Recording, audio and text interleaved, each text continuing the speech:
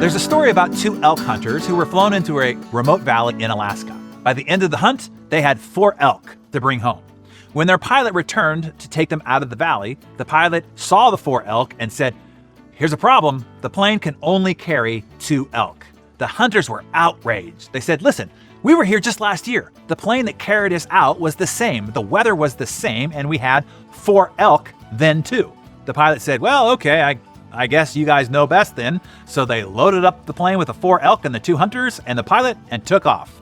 The plane started climbing out of the valley, but then it began to lose altitude. The engine sputtered and it crashed. As they stumbled from the wreckage, one hunter asked the other if he knew where they were. He said, "I don't know for sure, but I think we're about a mile from where we crashed last year." To err is human, surely. But why do so many people make the same errors over and over again? Think about it. Do you procrastinate over and over? Do you continue to spend too much money? Are you still eating what you know you shouldn't?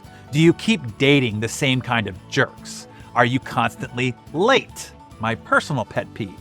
Are you regularly losing your phone or your keys or your earbuds? Get this. The 3rd largest cause of death in America are medical errors.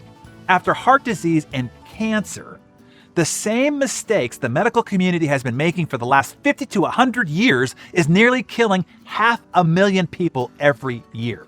It seems our brains don't learn from past mistakes as much as we might hope. Educating people on bad spending patterns of the past does not prevent them actually from doing it over again. Feeling like a failure only makes people feel guilty and only encourages them to make more mistakes.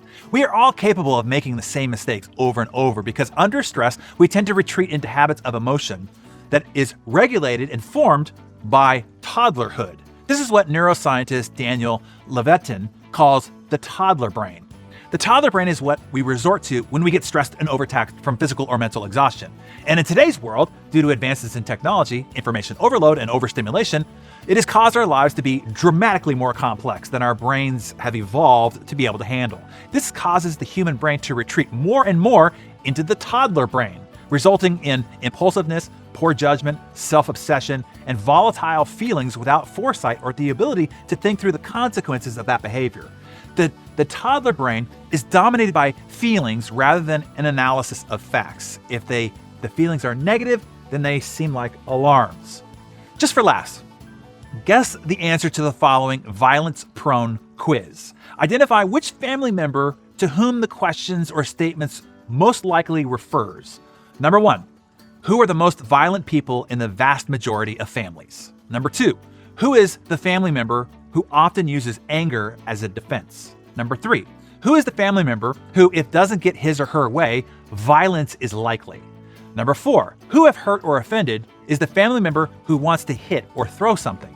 Did you guess that the correct answer for each question is not the father or the mother, but the child that's under 3?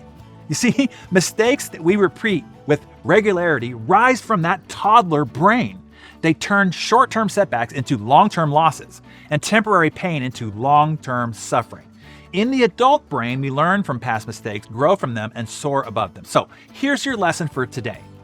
It's possible that you are acting like a toddler frequently in your life. When you are stressed, when you are tired, hungry, not getting the attention that you want, or when others don't want to play with you. Play is not returning your phone call or your text or your prospecting solicitation or your invitation to the party. There are 3 things that you can do here. Number 1, grow the heck up. Be an adult and stop acting like a toddler. Number 2, get your sleep, your exercise, your food, proper naps, meditation or quiet time to keep the toddler brain button from being exposed. And number 3, focus forward. Stop dwelling on mistakes that you made in the past. Otherwise, you'll be doomed to repeat them. It's much better to think about what we want to accomplish and try to view it from a fresh angle. Okay, confession time here.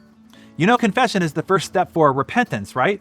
Tell us in the comments below, when was the last time you acted like a toddler? Come on, admit it. We all do it. You're amongst friends here, just for fun. Tell us below, and then vow to never repeat it.